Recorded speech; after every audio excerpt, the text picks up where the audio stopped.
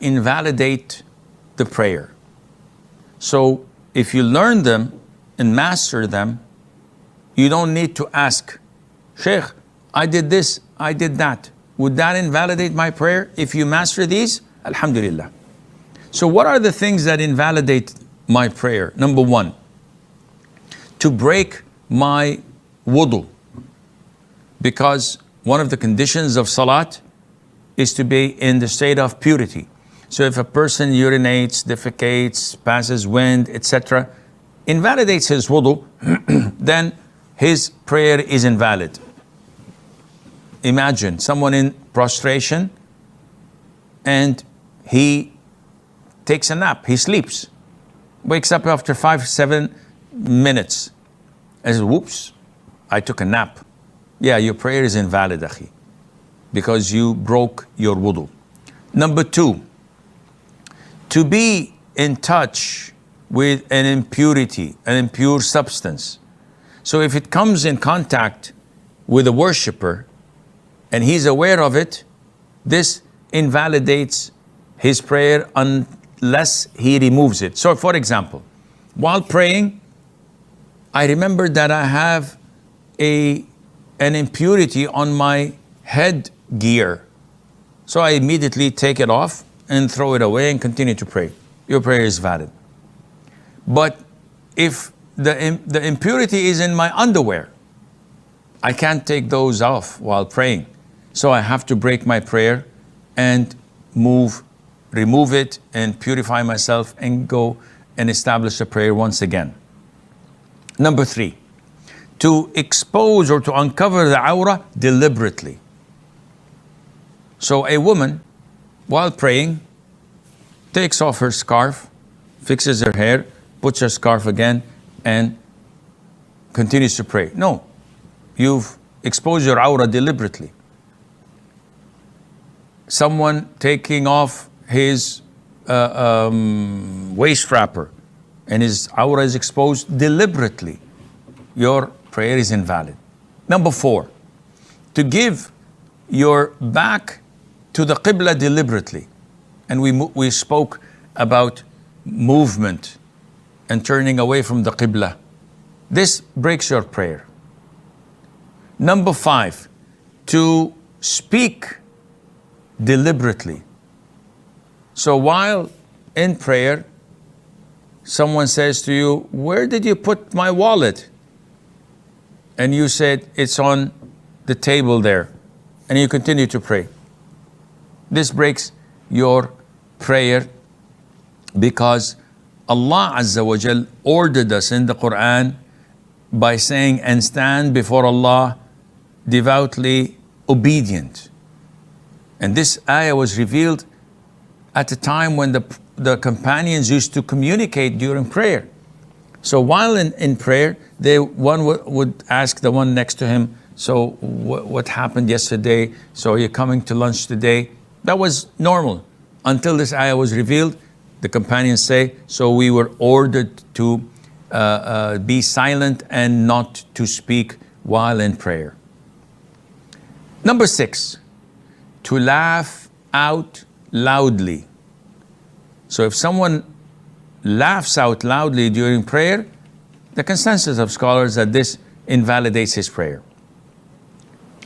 Number seven, among the things that invalidate a person's prayer, whether a man or a woman, is for a woman to pass in front of the worshipper, or a dog or a black dog would walk between the prostration spot and the standing position of an individual. The Prophet said, alayhi salam, when one of you stands to pray, will be screened if he has something in front of him that is like the back of a saddle. If he does not have something in front of him that is like the back of a saddle, which means that is this height, then his prayer will be interrupted. If a donkey, a woman, or a black dog passes in front of him. And this hadith was narrated by Imam Muslim. Now, I know that many people would say, whoa, you're resembling women to dogs and donkeys? I said, no, I'm not. This is the hadith of the Prophet ﷺ.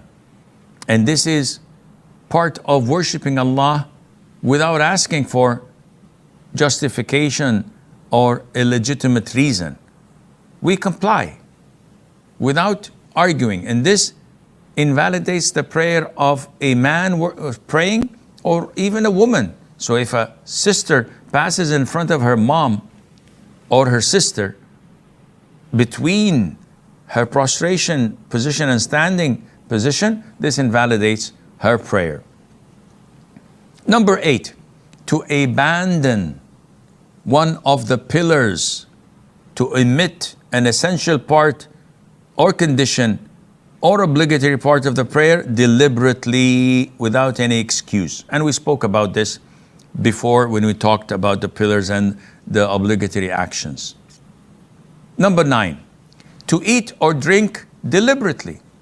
Ibn al-Mundhir reported the consensus of scholars that whoever drinks or eats during his fard prayer deliberately and intentionally, that his prayer is invalid and he has to repeat that all over again.